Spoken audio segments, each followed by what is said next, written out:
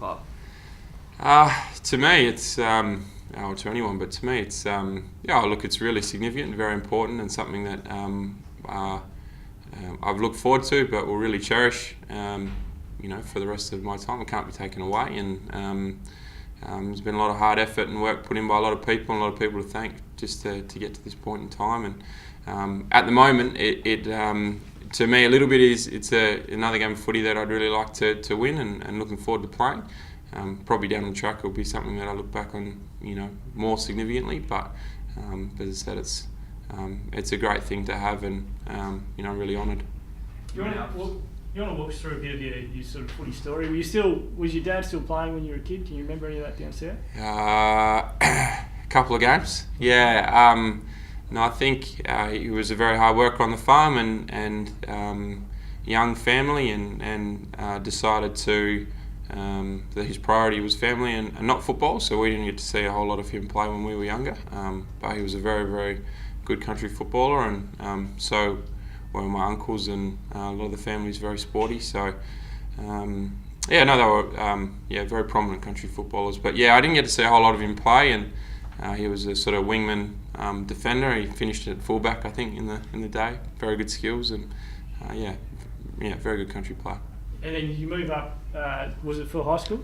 Yeah, so I went to school in Perth when I was 15, moved up from the country, and went to Aquinas and boarded there. And I've nearly spent as long in the city now as what I did on the farm in the country, so I'm probably a bit half-half, but I certainly enjoy getting home and getting back to the country roots. Just on this week's game, obviously you're playing St Kilda, who are, bottom of the ladder at the moment, and there's been a bit of talk about resting players and lead up to the finals. How would you feel in the next 4 or 5 games if the coach came to you and said, "Oh, Paul, we want to rest you and have you right for the finals"? Is that something that how would you take that kind of news, I guess? Well, I think that we're looking further forward, which is not something we do a whole lot of, but the reality is we do have a break after this round, and then we have an extended break again after we play, I think, Carlton on the following Thursday. So there's a bit of chance there for guys to really refresh anyway. And look, I've had a great pre-season as long as all the other guys. We've put in a power of work to this stage in time, and I'm really looking forward to playing in every game for the rest of the year, as long as I stay fit and healthy and in good form. So the coach and the match committee will make a decision based on what they think is best in consultation with those players if they feel that that's the way to go. But as I said, for me, I'm just happy playing every game I possibly can. Do you feel like competition, I know Ross has spoken about a lot the last 3 or 4 weeks, that competition for spots is really high. Do you feel that pressure as a player? Well, I think you've only got to watch training and the amount of players that are out training well, playing really well. So the competition's healthy, and it's great, and it's something that we really cherish and hold on to at the footy club. That's competition for spots, and you have to play well, and you don't want to give up your seat on the bus, and you want to work hard to earn it. Another milestone this week would be if you won, equaling the consecutive winning streak for the club. How significant is that? If you think back, that was 2006, and you were part of the club back then. Yeah. Do you think it is a significant milestone, given it's a 20-year history of the club? Look, I don't want to downplay any milestone in any way, shape or form. How significant it is one way or the other, I don't really know. I mean, we just really try and focus on winning, each week, game in, game out. I don't think that necessarily determines the way we go about things. But as I said, we just focus on what we can control, which is winning each week. And if we can get that done, then I guess you look at 10 or more. But as I said, we just concentrate on what we can control, which is to the best of our ability, getting ready to win this week. Looking back at the early part of your career, did it feel like a struggle to begin with? Sort of coming through, playing waffle, being mature age, rookie listed, that sort of thing. Did you wonder if you were going to make it? Oh, absolutely. Yeah, I think I played 24 games in my first 5 years, and I've played sort of 70 or 80 games of waffle league. So, I was lucky enough to have, some great people around me, some fantastic family support, as well as great coaches that helped me along the way. And it was always just to strive to improve, and I had to keep improving, and I wasn't I wasn't overly talented, and I'm still not. I'm a bit of a plotter, and but I had to work very hard to just keep improving, and eventually, I guess if you keep knocking on the door long enough, eventually you either open it or you knock it down. And probably at some stage I had to make the choice to knock it down and try and go, really forward with my career and make something of it. And now I guess looking back on that, that's something I'm probably a little bit proud of, is making something out of probably something that might not have happened. Who are some of the key influences? Who are some of the people that really helped you get to where you are?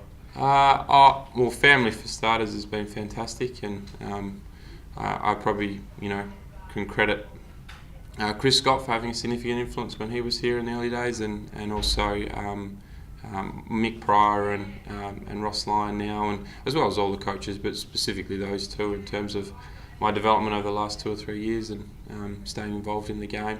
They're the people I would credit, but yeah, a huge family support from the start, which has been fantastic. Ross said yesterday you've taken your game to another level over the last 2 years. He talked specifically about being very consistent week in, week out. What were the things that you needed to learn in terms of your preparation and playing consistent footy week in, week out? Yeah, I think you nailed it on the head right there. It was preparation to make sure that I was how I went about training and preparing day in, day out to be a professional footballer. I think people say it all the time. I wish I could go back 5-6 years and take what I know now into a younger body, but that was one thing Ross came along straight away with, was a really professional attitude to everything you do, and smart with the way you manage your time, and that's been significant in me sort of learning to be a more professional footballer, and just try and improve on the little things day in, day out, and don't ever sort of stop striving to improve. Did it take a little while to adjust to that under Ross? You were pretty set in the senior side for a couple of years, and then you dropped, I think it was 3 or 4 games in his first year. What was the message there? Yeah, again, that's all a bit of a blur to this stage. I can't remember specifically what that was for, but I think that Ross has significant integrity to the people he chooses to play, and with the match committee, and I think it's pretty simple that if you're not quite doing what the team is required, then you give up your seat, and someone else comes in and they get the opportunity to try and hold that down, and so as I said, you just got to make sure that you're preparing, playing, and doing everything to the very best of your ability, and as I said, if you're doing that, then you give yourself every chance of playing. And you've experienced playing in a waffle flag. What does it sort of mean to now be around the mark in premiership contention this year probably as well? Yeah, well, I think I was lucky enough to be involved early in my career in that, and it was really significant. I think it's really taught me about at that stage in time, it was sort of the biggest game that I'd played in, so I think it's given me some good structure and coping mechanisms when you do get to really big games, and how you handle them and handle the stress and pressure and those sorts of things.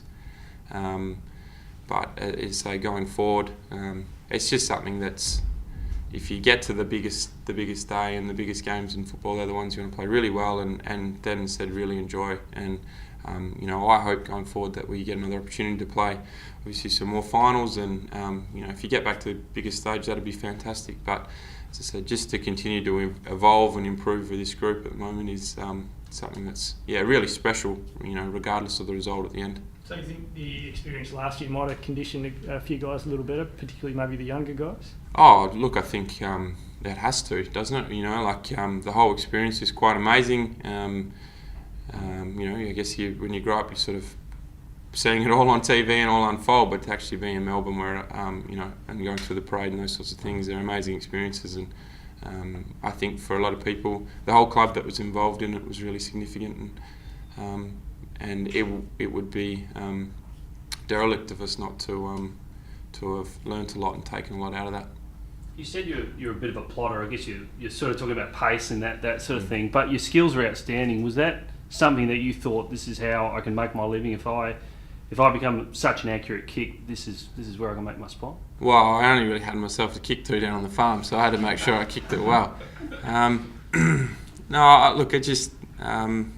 Look, to be honest, my old man is very skillful. He always was, right and left side, and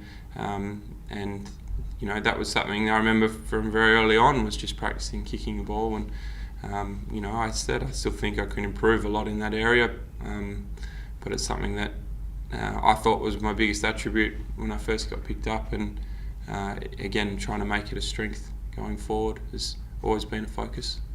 Just on development, you're one of a few guys who've had good AFL careers and good waffle careers coming out of the Aquinas setup with Pete Spencer. What do you remember about that environment there, and how come they've had good success with guys coming out of there? Remember getting yelled at a bit in the early days. No, look, he was very hard, but he was fair, and yeah, I was lucky enough to sort of play with Daniel Kerr and Quinn Lynch, and then obviously, you know, Peter Bell, Robbie Hedrill, and Nathan Fife now out of that same sort of system, and I'll probably miss some others. But no, look, it was a whole school environment which was you know, about being good people, and then also putting a lot of time and effort and energy into your sport and schooling. So football was a really big part of that at that school, and you know, I'm very proud we had a really strong side, and you know, it was great to be a part of from where I was from. You know, we barely had enough kids to put the team together, let alone coming up to Perth and being involved with you know, a strong footy team and a strong culture and a strong school. So something I really cherished and enjoyed.